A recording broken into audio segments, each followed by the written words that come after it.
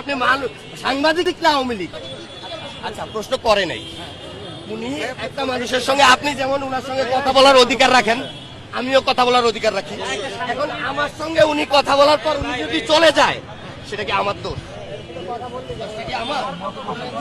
ওই লোকের সঙ্গে উনি দাঁড় করাইছে নাকি সাংবাদিক কথা বলার জন্য।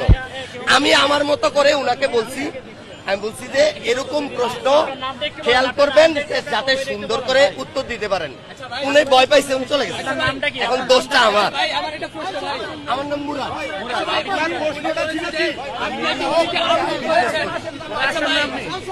আমার একটা প্রশ্ন,